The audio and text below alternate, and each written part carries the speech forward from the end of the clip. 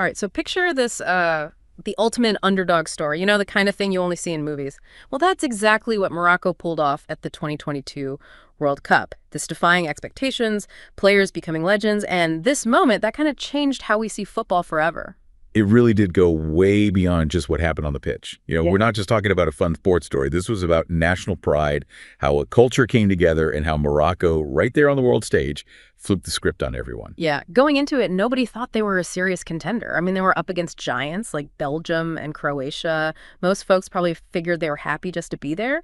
But that first game, that 0-0 draw against Croatia, it was like a hint, a little whisper of what was coming. Oh, that first match was a huge signal. Yeah. It wasn't just the score, it was how they played. Yeah. Morocco came out with this super disciplined formation, 4-1-4-1, basically a wall in midfield. And defense, Croatia could hardly get through. They were playing like they were possessed, and that set the tone for their whole run. And then, bam, the upset nobody saw coming. They beat Belgium 2-0. Belgium, a team everyone had as a favorite. Saiz and a Bouklal with the goals, and Bounou, that goalkeeper, I mean, he was incredible. That win, man, that was a message to the whole world. Suddenly, everyone's trying to figure out how this team that so many people dismissed was taking apart some of the best. It wasn't luck. It was pure tactical genius, and you could feel this energy shift, not just in Morocco, but the whole Arab world, this wave of excitement and pride like nothing else. And it wasn't a fluke either. They kept that momentum going right into their next match. They beat Canada 2-1 to clinch a spot in the round of 16. Ziyech with that amazing opening goal, and Enesiri follows it up with another. They ended up topping their group. I mean, seriously, who predicted that? Topping that group, that showed everyone they weren't just lucky. They were for real. They were adapting to each team, playing smart, proving their success was no accident. All right, so now it's the round of 16. They're up against Spain. Talk about pressure. The game ends up 0-0, goes to penalties. I was on the edge of my seat the whole time. And then Bono steps up, becomes the hero, stopping those penalties like it was nothing. Everyone talks about Bono's penalty saves, but what's really amazing is what those saves mean.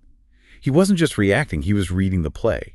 He was predicting what the other team would do, using his position to his advantage. There was this calmness about him. Under all that pressure, it was almost unreal.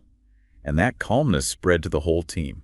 It became their signature. And it took them all the way to the quarterfinals against Portugal. Cristiano Ronaldo, one of the all-time greats, couldn't get past that Moroccan defense, and Isiri gets the winning header, and they make history. First African team ever to reach the World Cup semifinals. It's hard to even put into words. That win, it was bigger than football. It was a symbol for all of Africa, proof that they can compete with the best challenge the way things have always been. It was a moment of pure pride and inspiration like we've rarely seen. Yeah, it's amazing. Sadly, they lost to France in the semis. But they left as heroes. They went further than anyone expected. Now let's talk about the players. The stars who made this historic run happen. Definitely. Because while it was a team effort, for sure, there were some standout players who deserve all the praise. Achraf Hakimi, for example, PSG star, tons of energy, and that Panenka penalty against Spain. Wow. Ice in his veins with that Panenka. It showed his confidence. He really embodied that fearless spirit the whole team had. Hakimi. He represents this new generation of Moroccan talent. Skilled, confident, playing on the biggest stages. His being in top-tier European football really raises the profile of Moroccan players everywhere. He's a role model for so many young players in Morocco and beyond. And of course, we can't forget Bono, the penalty-saving superstar. But like you said before, it wasn't just the big saves. It was his consistency, his calm, those amazing reflexes. All of that was key to their success. Right, Bono. He's the modern goalkeeper personified. He's not just there to stop shots. He's a leader, a strategist, and for Morocco, he was a symbol of their resilience. He commanded the whole area, organized the defense, gave his teammates confidence. He completely changed what we think of when we think of a goalkeeper on that level. Yeah. And then there's Hakim Ziyech, Chelsea winger, played with such style. Those key goals and assists really showed the world what Moroccan talent is capable of. And Ziyech's story adds another layer to all of this. He had his ups and downs with the national team, but him coming back and the impact he had, it really showed how this World Cup run brought everyone together. He put the past behind him for the good of the team and ended up being a huge part of their success. Yeah, it's inspiring. And we got to mention the Sofiane Bat, tireless midfielder, and Enesiri scoring goals left and right. But it wasn't just about individual skill, was it? It was about how they played together, a team that was truly greater than the sum of its parts. No doubt about it. Their success was built on teamwork, tactical discipline, and this shared belief that they could do something amazing. They were a unit, a family, and you saw that bond in every match they played. And that feeling, man, that unity, it didn't stop at the edge of the pitch, did it? This electrified all of Morocco, the Arab world, even the diaspora across the globe. Oh, it was huge, culturally. I mean, you saw these celebrations erupt in the streets, Rabat, Casablanca, London, Paris. It went beyond borders, brought people together like few things can.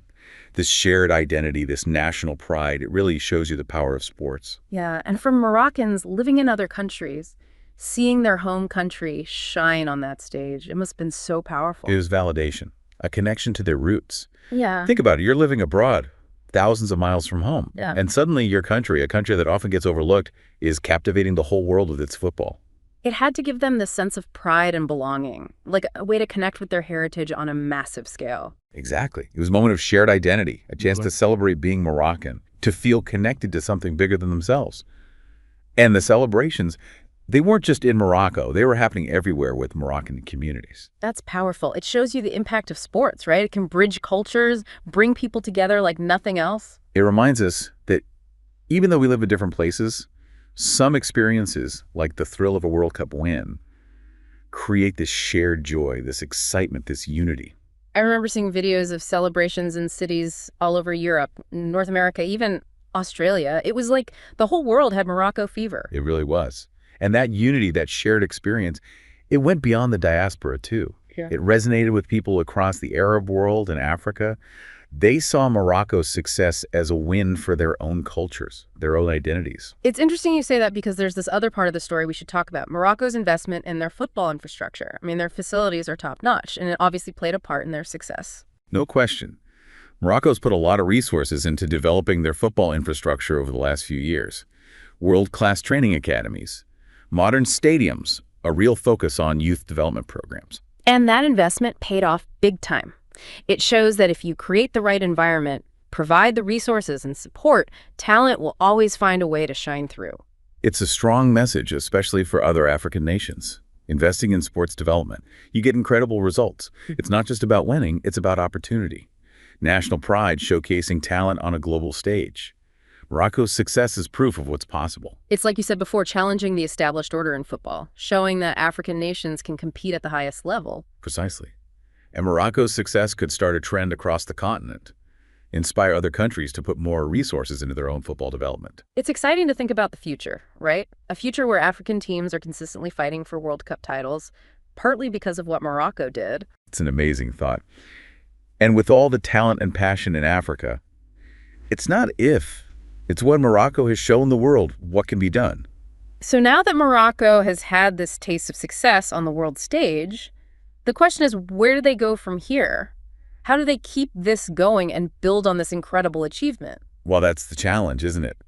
The expectations are huge now. The pressure is on to match or even exceed what they did in 2022. Yeah, it's a good problem to have, though, right? The world's watching, waiting to see what they do next.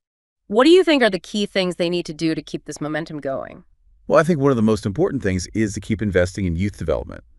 This World Cup squad, they had this great mix of experience and young talent, and it's vital to keep that pipeline of young players coming through. Right, makes sense. You got to nurture that next generation if you want to stay successful in football. Exactly.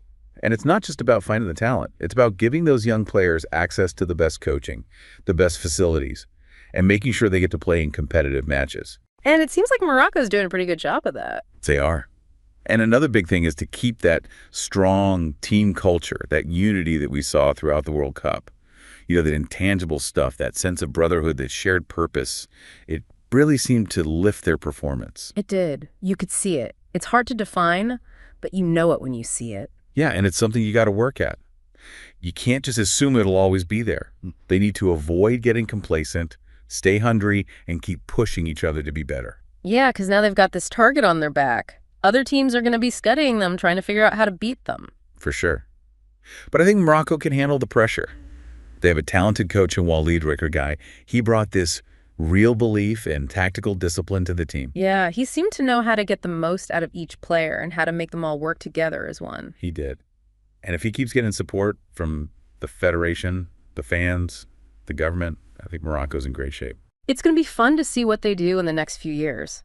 Not just the next World Cup, but other tournaments like the Africa Cup of Nations.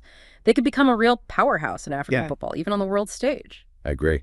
And their impact, it goes way beyond just the sport. They've inspired so many people, challenged how we see things, and shown the world that anything's possible. If you believe, work hard, and have that team spirit. Their story is like proof that dreams can come true, that it's worth it to keep going even when things are tough. Yeah. And it shows you the power of sports to bring people together. Yeah, it's amazing. And it's not over yet. Who knows what they'll achieve next? It's exciting. Well, I think that wraps up our deep dive into Morocco's incredible World Cup journey. It's been amazing to explore not just the football, but the culture, the identity, and what humans can achieve when they set their minds to it. It's been great talking about this with you. And I hope everyone listening has a better understanding of what Morocco accomplished on and off the pitch. I hope so too. And before we go, I want to leave you with this thought. If Morocco could beat the odds and make history on the biggest stage in football, what's stopping you from chasing your own dreams, even the ones that seem impossible? Let Morocco's story inspire you. Remember, with passion, hard work, and belief in yourself, you can do anything. So go out there and make your own history. Until next time, keep exploring, keep learning, and keep diving deep.